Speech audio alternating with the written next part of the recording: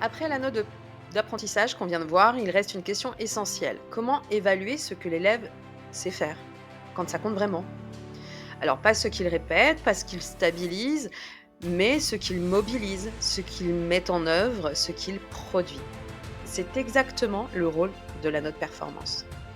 La note d'apprentissage, c'est une note qui raconte un chemin, une évolution de l'élève. La note performance, ça raconte la mise en action. L'une ne remplace pas l'autre, elles sont en fait complémentaires. Parce qu'apprendre, c'est construire des fondations, les consolider, les comprendre. Mais enseigner, c'est aussi préparer nos élèves à mobiliser ces savoirs et savoir-faire dans des situations nouvelles, hein. C'est leur apprendre à transférer, à analyser, à structurer, à argumenter, à produire. Et ça demande une évaluation différente, une évaluation qui mesure la performance réelle. Bienvenue sur Kaizen Time Prof. Ici, on apprend à enseigner sans pression et à faire grandir nos élèves, un progrès à la fois. Donc, dans ma pratique, la note performance repose sur 3 piliers. Donc, le premier pilier, c'est les QCM de performance. Ils évaluent la maîtrise réelle des notions. Plus d'ambiguïté, plus de rattrapage automatique.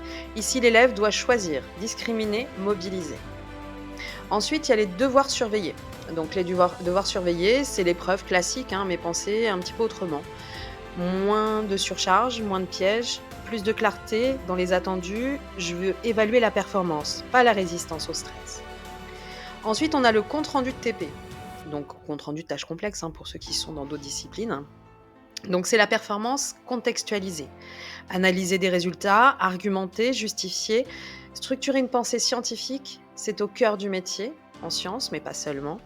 Et ces 3 formats, en fait, d'évaluation, performance, permettent de voir si l'élève peut mobiliser ce qu'il a appris, pas seulement le répéter, vraiment le mobiliser. La note de performance n'est pas là pour surprendre l'élève.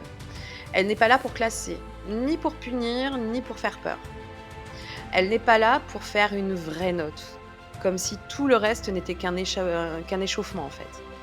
Elle n'évalue pas le travail à la maison, la participation, l'attitude, l'implication. Ces éléments, en fait, ils existent, mais ailleurs. La note de performance mesure uniquement ce que l'élève est capable de faire, seul, face à une situation nouvelle, avec des outils qu'il a réellement acquis.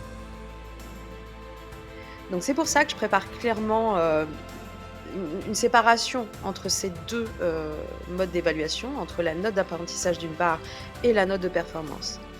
Et les 2 comptent à égalité, 50-50. Parce que si tu ne valorises que la performance, en fait, tu récompenses surtout l'élève déjà armé, déjà à l'aise et déjà confiant. Et si tu ne valorises que l'apprentissage, tu ne prépares plus les élèves à mobiliser leurs connaissances dans des situations exigeantes. L'équilibre 50-50, c'est un contrat clair. Je reconnais tes efforts réguliers et je reconnais aussi ta capacité à les mobiliser dans de nouvelles situations. Les 2 sont importants. Les 2 comptent. Ce qui me touche toujours, c'est l'apaisement des élèves quand je leur explique le système, en fait. Les élèves fragiles se rendent compte qu'ils peuvent réussir même s'ils ratent un DS, parce qu'ils sont reconnus dans leur travail régulier, dans leur QCM ritualisé, dans leurs briques et dans leur engagement. Les élèves très à l'aise, eux, ne se reposent plus uniquement sur leur compréhension intuitive. Ils apprennent à structurer, à argumenter, à analyser.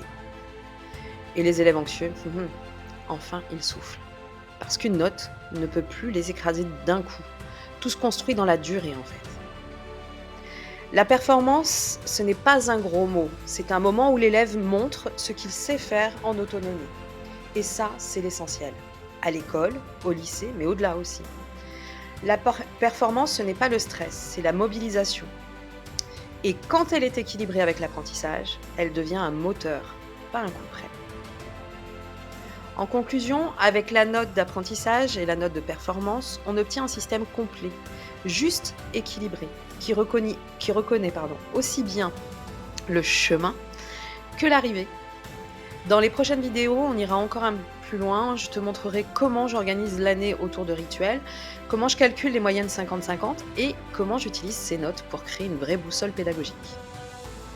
Merci de chercher, de questionner, de grandir avec moi. On se retrouve très vite pour la suite.